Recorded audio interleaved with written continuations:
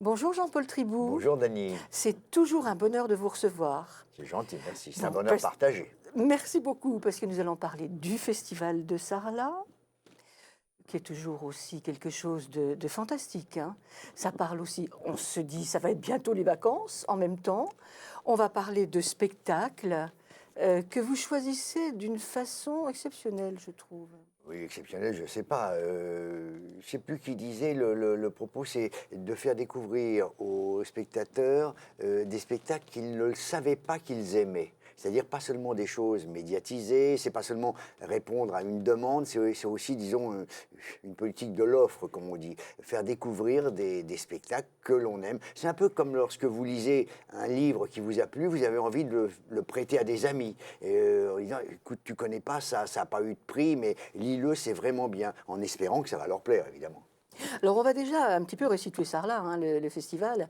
C'est une belle histoire pour vous, Oui, pour moi, avec le festival eh de bien, pour le Sarlat. festival, c'est une belle histoire parce que c'est sa 64e édition. C'est le plus ancien après Avignon.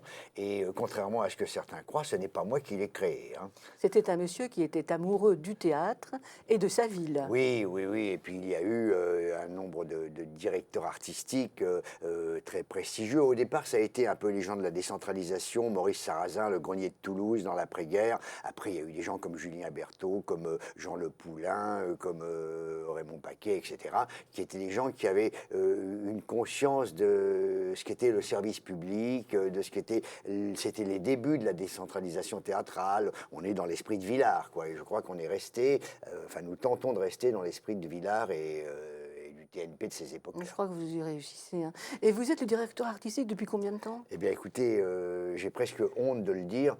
Quand on m'a proposé de m'occuper du Festival de Sarlat, j'étais venu jouer en tant que comédien, j'avais mis en scène, et puis on m'a dit, ça vous intéresserait? J'ai dit, c'est pas vraiment mon métier, mais je vais essayer 1 an, puis si ça marche, on fera 3 ans.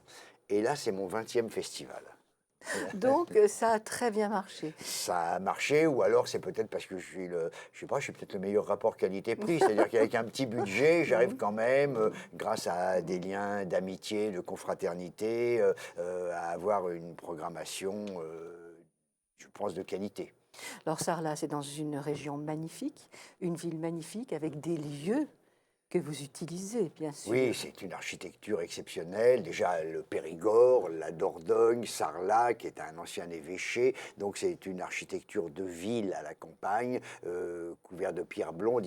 Je crois que c'est la ville de France où il y a le plus grand nombre de monuments classés au mètre carré, enfin au kilomètre carré. Il n'y a que, dans le centre-ville, que des monuments historiques. Donc, c'est déjà un décor. D'ailleurs, ça a été très, très utilisé au cinéma. Beaucoup de téléfilms, de dramatiques, de films ont été tournés à Sarlat, depuis La fille de D'Artagnan jusqu'à Jacques le Croquant. Enfin, c'est un décor naturel. Donc, pour y faire du théâtre, nous utilisons évidemment les lieux, et on a 3-4 lieux qui tournent comme ça, des petits lieux pour, je sais pas, 100 ou 200 spectateurs, des lieux moyens pour 300-400, des grands lieux pour 1000 spectateurs, et à chaque fois, on essaye d'utiliser au mieux l'architecture locale, la disposition, par reconstituer ce qu'on pourrait voir dans une salle de théâtre. Voilà. Alors, ce qui doit être très intéressant aussi, c'est que les habitants de Sarlat, les gens qui viennent en vacances, ceux qui passent, sont mêlés, je pense, à cette histoire de théâtre. Ben d'abord, les Sarladais, c'est leur festival quand même, hein. Même ceux qui, quelque part, n'y vont pas parce qu'ils travaillent l'été. Sarlat est une ville qui est une ville qui est devenue très touristique. Donc les Sarladais, il faut qu'ils fassent leur année sur la période des vacances presque, hein. Donc ils bossent beaucoup. Mais enfin, il y en a quand même, je crois qu'on a dans les spectateurs 25% de Sarladais, ce qui n'est pas si mal, hein, et 50% de Périgourdins. Donc autour de Sarlat. Les 50% restants venant du reste du territoire national ou de l'étranger. Bon. Et c'est vrai que le festival est très imbriqué dans la ville. Donc les spectateurs, les promeneurs, les touristes, les sarladés voient les comédiens répéter, les décors se monter, la nuit, les éclairages se régler. Il y a comme ça ce qui se passe derrière, qu'on ne voit jamais dans une salle de théâtre, parce qu'au théâtre, on rentre au début de la représentation, on en sort à la fin. À Sarlat, on assiste à l'arrivée des décors, au montage, au réglage de son, de lumière, aux répétitions, aux quelques répétitions sur place, puis on peut assister au spectacle. Et en plus, on a une spécificité, c'est que tous les jours, on fait une rencontre entre les comédiens, les metteurs en scène, les décorateurs, s'ils sont là, enfin les praticiens du théâtre, et les spectateurs, pour parler du spectacle qu'on a vu la veille et pour passer le relais à celui qu'on verra le soir même. Donc il y a, et pour nous praticiens, c'est important aussi parce que on a rarement l'occasion d'avoir, dès le lendemain, le retour des spectateurs. Souvent, on a des copains qui nous attendent à la sortie, qui disent « Bravo, t'es très bien, oh, t'as un beau costume, etc. »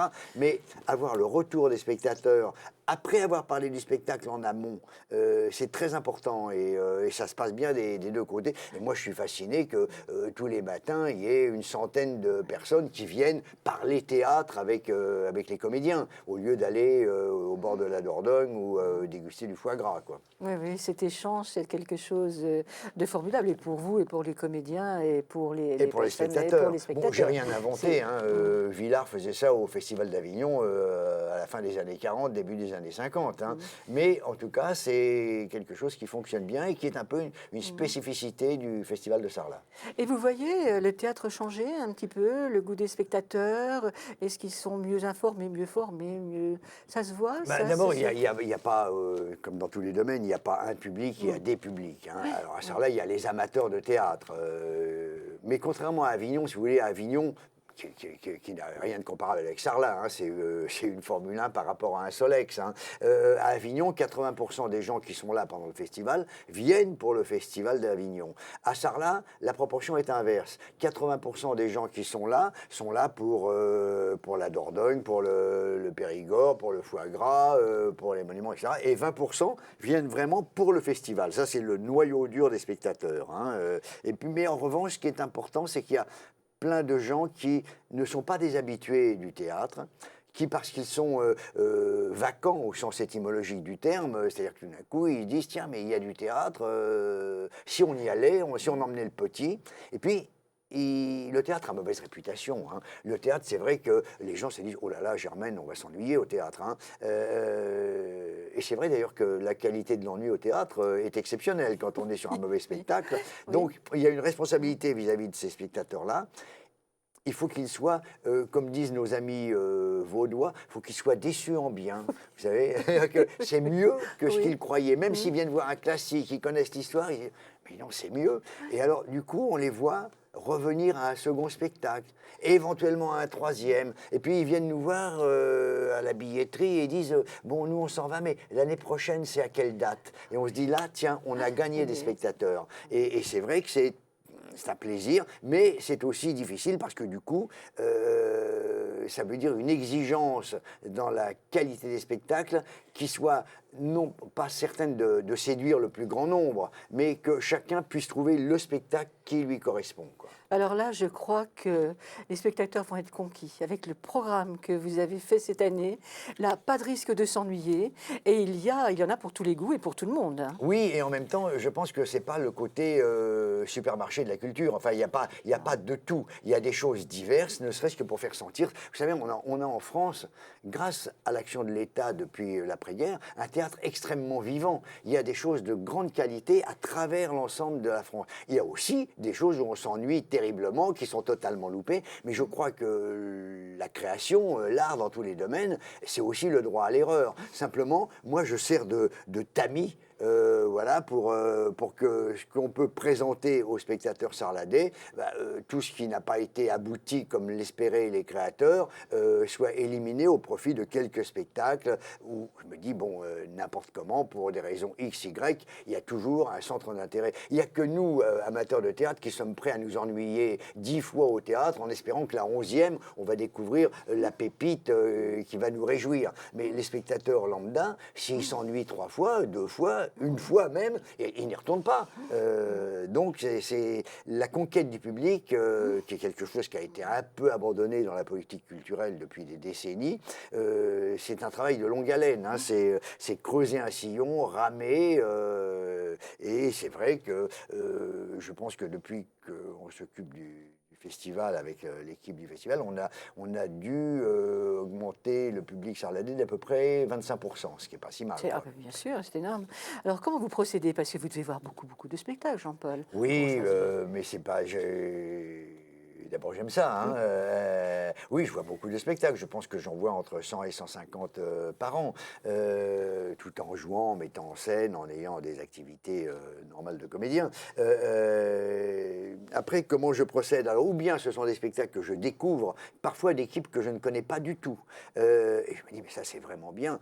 Il faudrait que ça vienne à Sarlat, donc je vois après comment on peut faire. Et puis, il y a aussi des gens dont je connais bien le travail, qui sont venus plusieurs fois au festival et qui me téléphonent en me disant, dis donc, je vais monter telle pièce avec un tel et un tel. Et je me dis, bon, connaissant le travail de cette équipe-là, je sais que ça peut être formidable, ou très bien, ou bien. Mais ça ne risque pas l'échec. Par contre, c'est vrai que je ne prends pas le risque de prendre des spectacles de gens dont je ne connais pas le travail, où je n'ai rien vu, parce que si c'est loupé, ce qui est un droit en matière de création, si c'est loupé, on va perdre des spectateurs, et quand on les perd, c'est difficile de les faire revenir, quoi.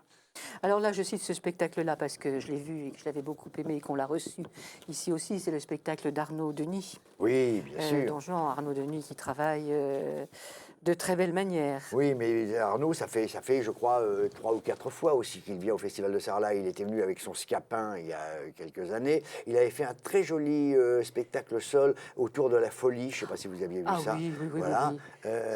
C'est aussi l'avantage du Festival de Sarlat, c'est de pouvoir, comme il y a des lieux différents, présenter des spectacles pour peu de monde, parce qu'un petit spectacle Arnaud Denis tout seul autour de la folie, ça va concerner 200 spectateurs. Oui, mais c'est un spectacle qu'on n'oublie pas. Voilà. Finalement, il y a très peu de spectacles qui restent dans le souvenir, quand on regarde bien. Bien sûr. Et celui-ci, c'est un spectacle... Aussi, oui, c'est un spectacle exceptionnel. Arnaud, c'est exceptionnel. Oui. Bon, en plus, c'est un très bon acteur.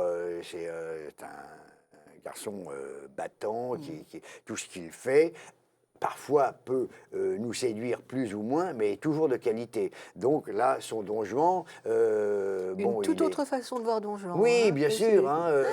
Je sais que je montrais Don Juan, on en a parlé avec Arnaud, qui est un copain, je ne le montrais pas comme ça. Mais je reconnais la qualité et la cohérence du travail et son interprétation de Don Juan. Parce qu'il a l'âge, il a la beauté, il a le cynisme. Lui, c'est vraiment le grand seigneur méchant homme, comme le... Là, c'est une chance pour les spectateurs de ça, là. Ouais. Bon. Mais ça, on ne commence pas avec Don Juan, hein. Non. Non, on ne se mentira jamais. Oui, avec Fanny Cotenson et Jean-Luc Moreau. Oui. Ça, c'est un spectacle qui marche très bien. Oui, c'est vrai que... 3 nominations Molière. 3 nominations Molière. C'est vrai qu'il y a longtemps, je n'avais pas présenté une pièce de boulevard, avec des guillemets autour de ce terme, au Festival de Sarlat, parce que... c'est pas un festival basé sur les vedettes, basé sur le parisianisme, mais quand les copains ont du talent, c'est pas parce qu'ils sont vedettes qu'on va les empêcher de venir quand même. Hein. Bien sûr. Et là, Éric Assous est un de nos grands auteurs de théâtre boulevardier, mais pas dans le côté amant dans le placard et caleçon et porte qui claque. C'est beaucoup plus subtil. Je me souviens d'un texte de lui qui s'appelait Illusion conjugale, qui était assez proche de Pinter, par exemple. Et là, les deux comédiens, on les connaît, Jean-Luc Moreau et Fanny Cotenson, sont exceptionnels. Et la pièce est vraiment très très bien. Je me suis dit, allez, proposons ça au Festival de Sarlat. Et là aussi, c'est l'avantage des relations de ne pas être seulement un programmateur, mais d'être pour les comédiens de leur père, parce qu'on a travaillé ensemble, on se connaît, on a tourné ensemble, etc. Et de pouvoir aller les voir en leur disant, écoutez, j'aimerais bien que le spectacle vienne à Sarlat, mais c'est un petit festival, il n'y a pas beaucoup de moyens. Et là, ils ont été formidables, parce que tout de suite, ils m'ont dit, écoute, tu nous dis combien tu as et ça ira. Voilà. Mais Jean-Luc, c'est bien son esprit aussi. C'est son esprit, oui. voilà. Oui. Alors, il y a une journée des auteurs aussi. Oui, oui, oui, ça c'est une tradition sarladaise aussi. Tous les ans, on présente d'abord, il y a à peu près un équilibre entre les auteurs contemporains et les classiques dans l'ensemble du festival, hein, pas par une volonté de peser un nombre, mais parce que ça se trouve comme ça. Le théâtre est quelque chose de vivant, et donc on fait une journée des auteurs qui généralement est une lecture d'un auteur suivi par un spectacle, soit du même auteur, soit d'un autre auteur contemporain toujours, et avec la présence de l'auteur. Et là, j'ai sous-traité cette journée des auteurs à une metteuse en scène qui s'appelle Panchika Vélez, dont la troupe est en Aquitaine, puisque la compagnie Argia Théâtre est à Dax, hein, donc c'est un peu loin de Sarlat, mais c'est en Aquitaine. En réalité, comme nous tous, elle travaille à Paris, en Aquitaine, à l'étranger, on travaille partout, hein, voilà. Et elle travaille là sur deux auteurs, Stéphane Volkovitch, qui est aussi un comédien, qui avait eu un Molière avec un spectacle qui s'appelait pas le banquet de la Sainte-Catherine, la Sainte-Catherine, je crois, voilà, Oui, avec Didier oui, Brice, je me souviens, oui, voilà, oui. qui est aussi acteur, qui fait aussi un petit peu de mise en scène, et donc elle fait une balade à travers son œuvre, et puis après, on passe à un second spectacle, après échange avec le public, toujours, assiette périgourdine, voilà.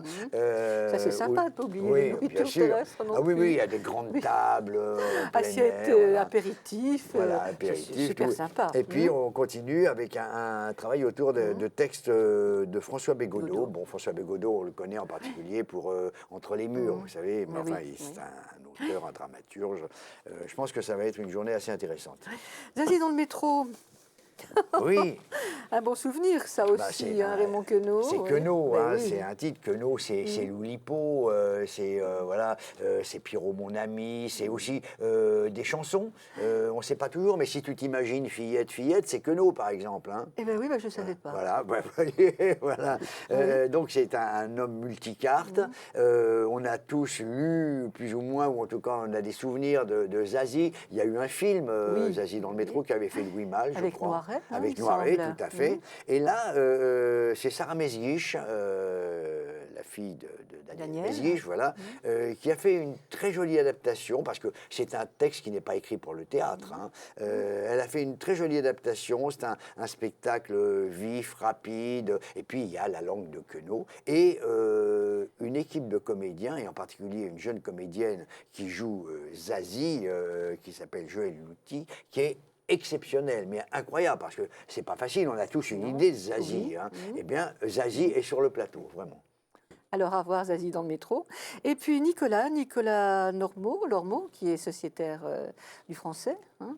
Et là, ce sera Alfred de Musset. Oui, ben, vous voyez, on passe d'une forme à une autre, encore que c'est aussi un texte non théâtral, mais c'est un homme seul portant un texte d'une manière extrêmement, j'allais dire, simple. En tout cas, le comédien s'efface derrière le texte. Nicolas Lormeau est un très bon acteur, hein, je l'ai vu encore au Français il y a quelques semaines dans un texte de Marcel Aimé qui s'appelle La tête des autres, où il a un des principaux rôles, il est magnifique. Et donc quand un comédien a envie comme ça de porter un texte, et un texte de la qualité de celui de Musset, et puis il y a un effet d'écho, parce que vous verrez plus loin, il y a un texte sur George Sand. Donc Oui, Musset, George Sand, oui. voilà, il y a une sorte de cohérence, il y a un fil qui se tire entre des spectacles différents. Beaucoup de bruit pour rien, Shakespeare. Alors ça, vous voyez, c'est exactement le type de spectacle qui n'existe pas encore. Je ne l'ai pas vu. Oui. Il est en répétition actuellement. Je connais bien, par contre, le travail d'Hervé van der Meulen, qui est un metteur en scène de qualité, qui vient de mettre en scène à la Comédie Française. Au studio théâtre. Voilà, au studio théâtre. Mais Dance Floor Memories, vous l'avez vu, hein. Exceptionnel. Bon, vraiment très beau spectacle. Il est venu plusieurs fois à Sarlat. Je connais son travail. Il me dit, je vais monter beaucoup de bruit pour rien. Il me dit, grand Shakespeare. En plus, on est dans une année Shakespeare. Enfin, on est même dans 3 années Shakespeare, parce que il est né en 16 et il est mort en non, il est né en 14, il est mort en 16. Donc voilà, donc en 15, on est entre les deux. Voilà. Je ne sais pas si ça compte beaucoup, mais c'est un clin d'œil, voilà. Ouais. Et Mais ça fait plaisir de retrouver Hervé Van oui, der Van der Meulen, là. Meulen, Ouais. et puis beaucoup de bruit pour rien. Bon, il y a eu différentes versions. Kenneth Branagh avait fait un très beau film, mais c'est l'histoire d'une bande de jeunes gens. Je sais que la mise en scène va être énergique, ils vont être, je crois qu'ils sont une vingtaine sur le plateau, ça va bouger, ça va. C'est pas un spectacle où on risque de s'ennuyer. C'est un metteur en scène très fin, très... Vraiment. Et fumiste, alors ça m'amuse. Hein. Fumiste, je m'en foutiste, incohérent, hirsute et hydropathe.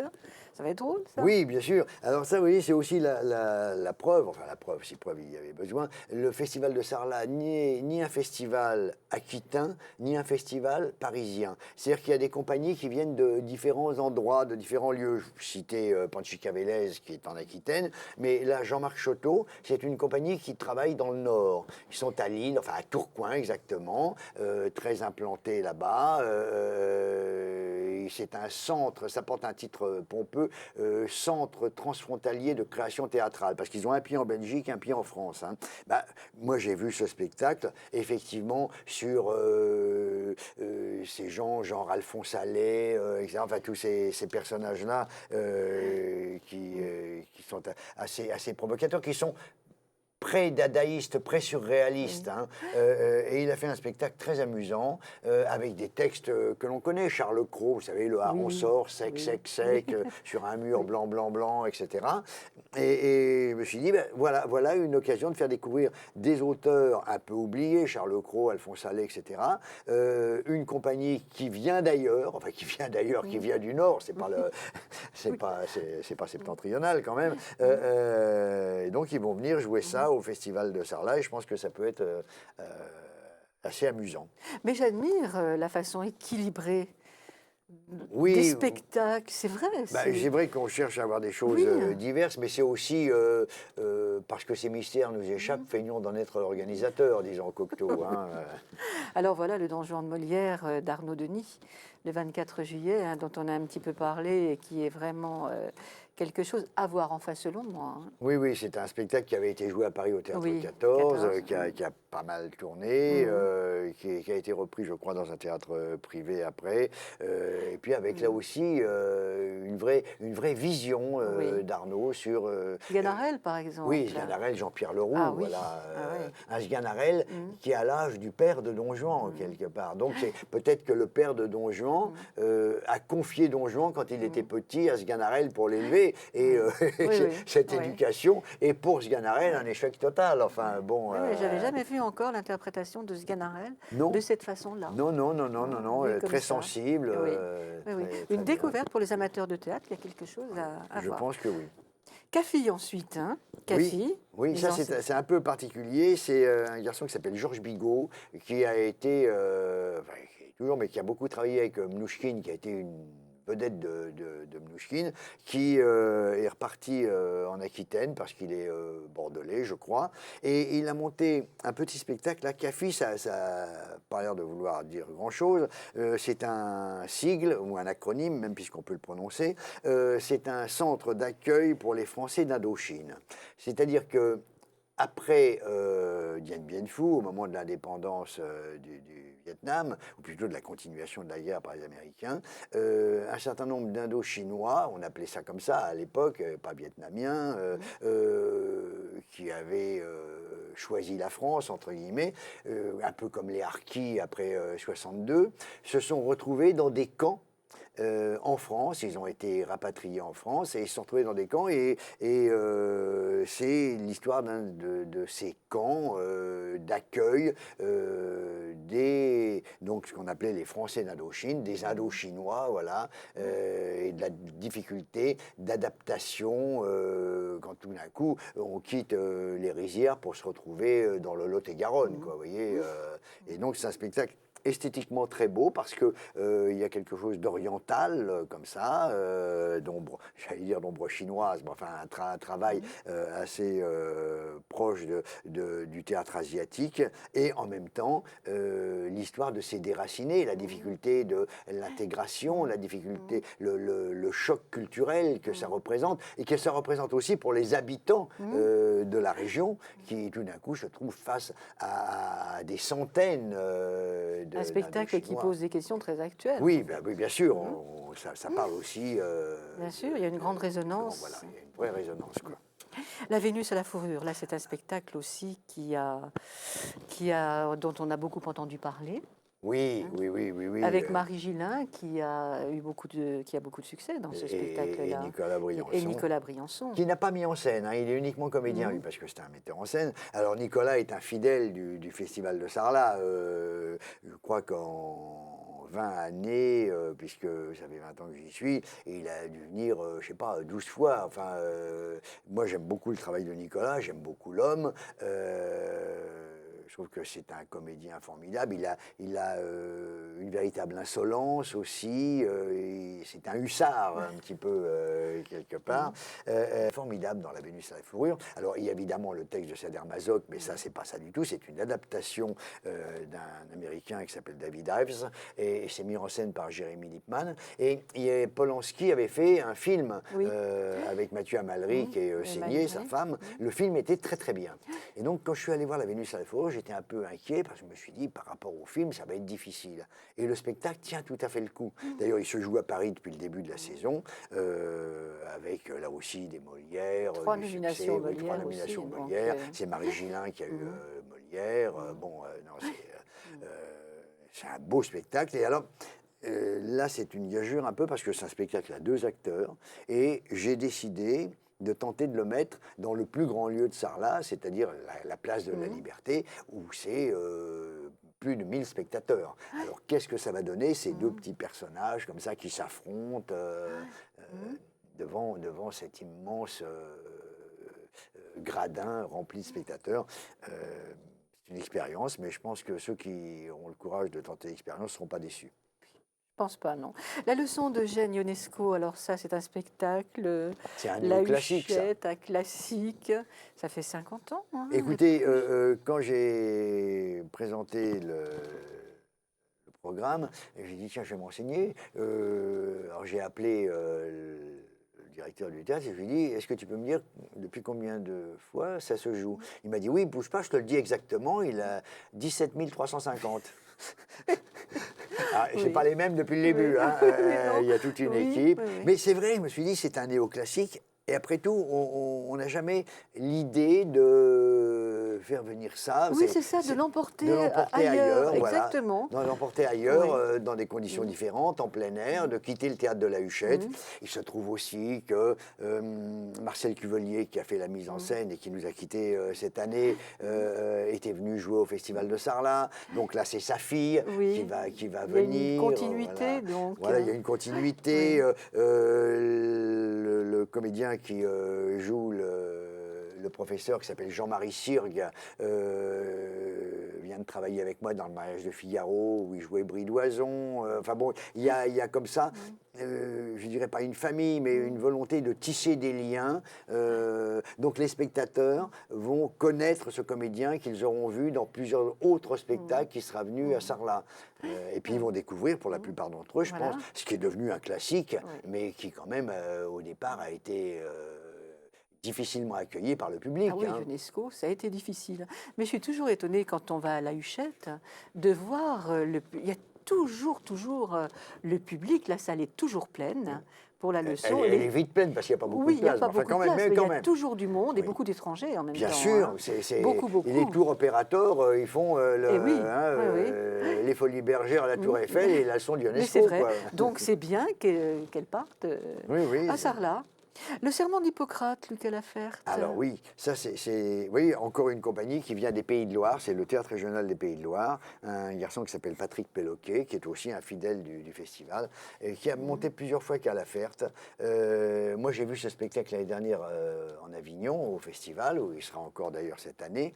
C'est un spectacle exceptionnel, mais exceptionnel, de drôlerie, d'intelligence, de qualité de jeu. C'est un spectacle autour de la médecine. Le pitch, comme on dit, dans une famille lambda, belle maman ou bonne maman fait un malaise au moment du repas du poulet ou du gigot dominical. Et on appelle un médecin. Et donc c'est le rapport de ce médecin qui est l'homme qui sait par rapport à la famille, voilà, et l'inquiétude par rapport à bonne maman et à son malaise. Mais second rebondissement, ou premier rebondissement, un second médecin arrive et explique que le premier n'était pas le bon, que c'était un faux. La question, est-ce que le second est un vrai? Enfin bon, et surtout, quel est le rapport que nous avons à un homme qui arrive avec l'aura de celui qui sait et qui peut guérir, et qui dit exactement le contraire de ce qu'a dit le premier. Voilà.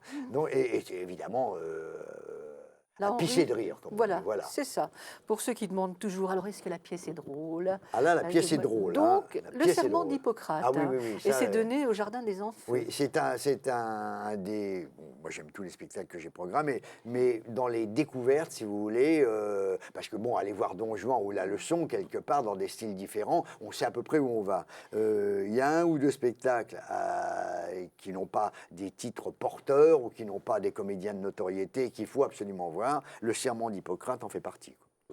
Très bien, je pense qu'il y aura du monde là, hein, beaucoup.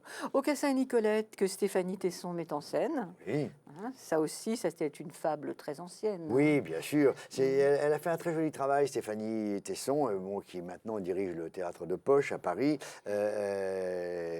Moi, j'ai vu ce spectacle.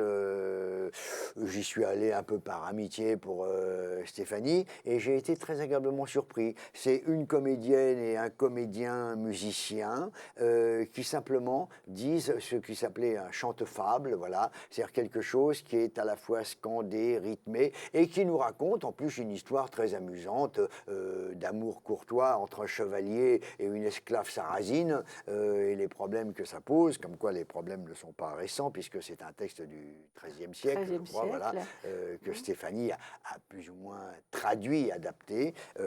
Voilà, c'est un spectacle de qualité, dans une forme très, très différente encore. Moi j'admire vraiment la diversité de ce que vous proposez, Jean-Paul Tribout, vraiment. Alors Les Cavaliers, d'après le roman de Kessel, oui, très beau roman. Là. Très beau roman. Très beau roman, encore un texte non théâtral. Oui. Voilà, quand je disais il y a un ou deux spectacles à voir, il faut voir ça. Moi, je promets un sac de carambars à tous ceux qui n'aimeront pas ça. Pareil, c'est un spectacle que j'ai découvert en Avignon l'année dernière. Je connais les gens qui font ça, bien sûr. Moi, j'avais lu Les Cavaliers de Kessel il y a 20 ans, hein, peut-être 30 même, je ne sais pas. Et évidemment, c'est une peinture de l'Afghanistan et de ce polo brutal qui se joue en Afghanistan. Et je m'étais dit, c'est impensable de faire ça au théâtre. Et en plus, ils sont 4. Grégory Baquet. Qu'est-ce qu'ils vont faire? Oui, bon, Grégory Baquet, qu'est-ce qu'ils vont faire? Puis je suis allé voir le spectacle à Avignon. J'ai été scotché. C'est magnifique. Mais c'est magnifique et l'Afghanistan est sur scène, quoi. Voilà. Parce que quand même, c'est une histoire de chevaux, de bataille.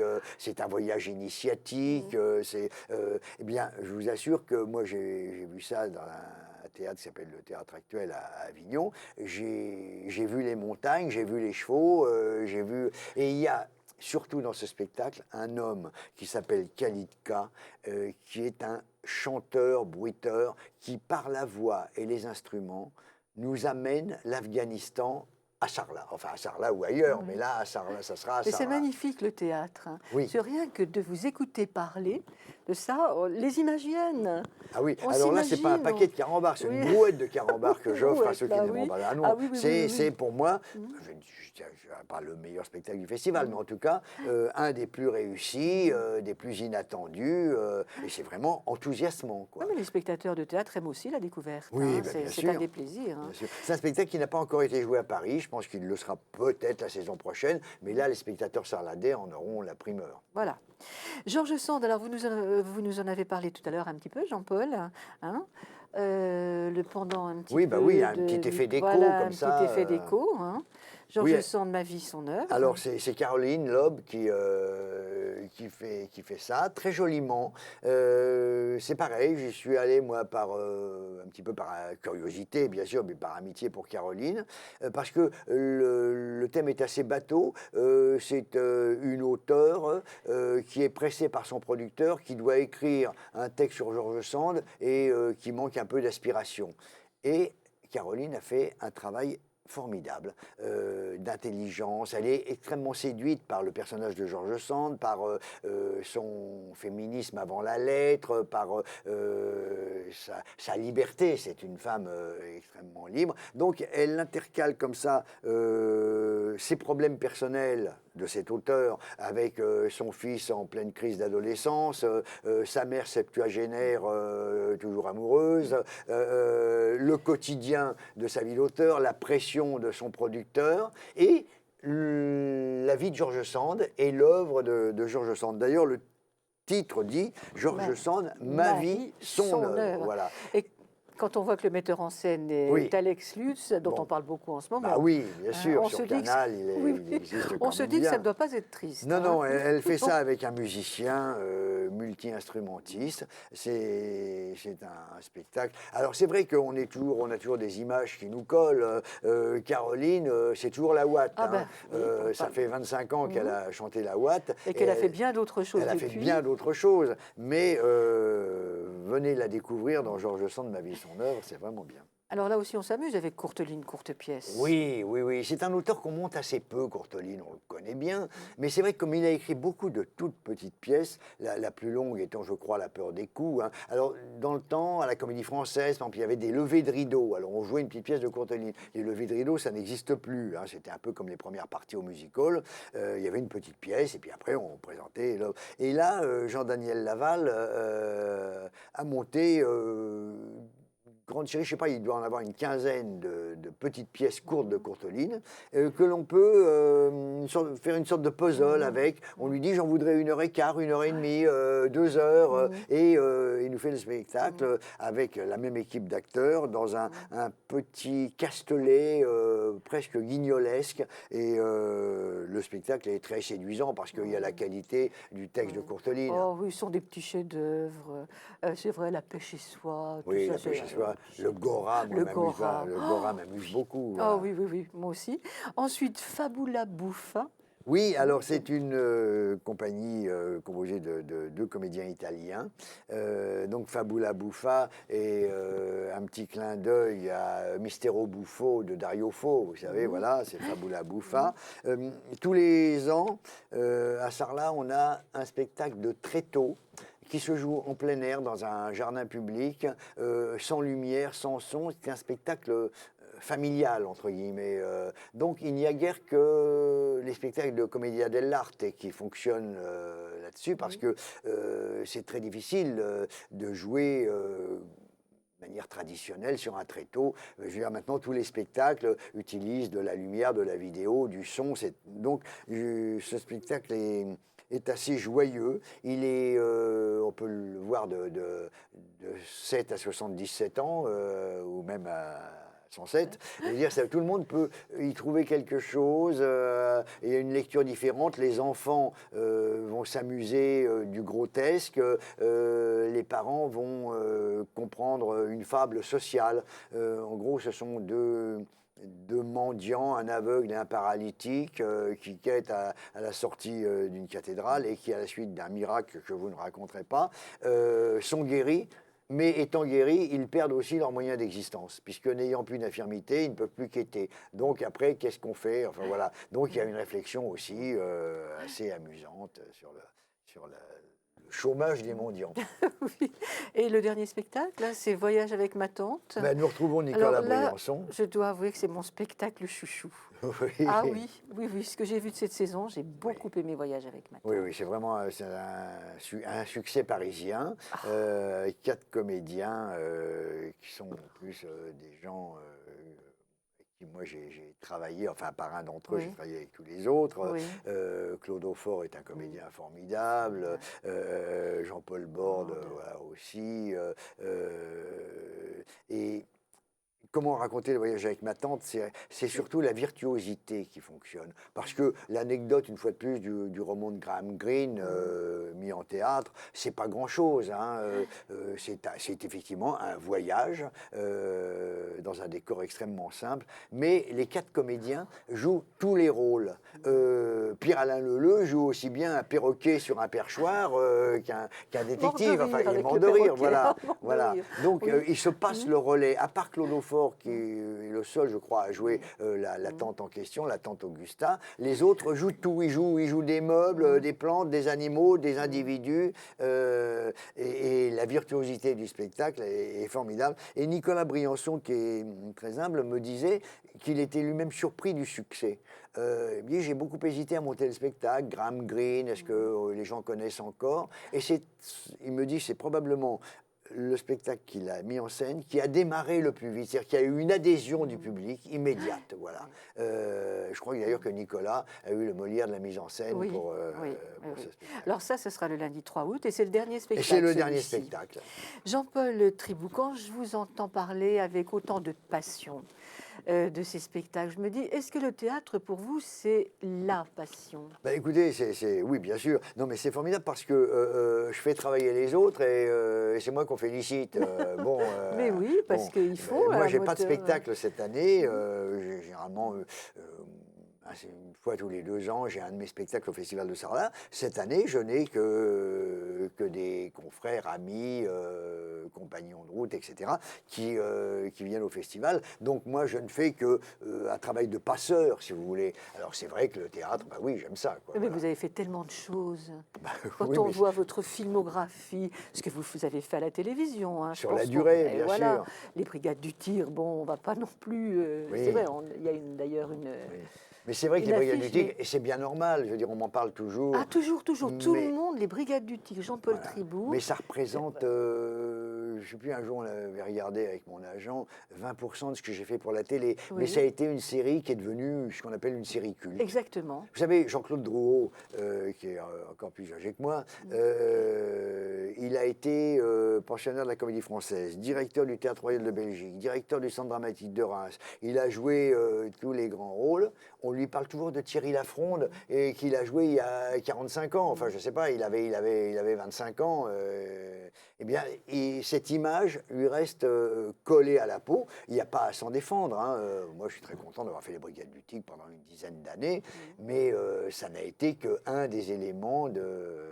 Je ne sais pas si on peut appeler ça une carrière, disons, de mon activité de comédien et de metteur en scène sur plus d'un demi-siècle maintenant. Eh bien, je vous remercie beaucoup, Jean-Paul. Merci à vous, Dany. Merci d'être venu nous expliquer. C'est un bonheur, un plaisir, cette présentation du Festival de Sarlat. Merci de nous accueillir et puis n'hésitez pas, hein, voilà, 18 juillet, 4 août, Festival des Jeux du Théâtre de Sarlat.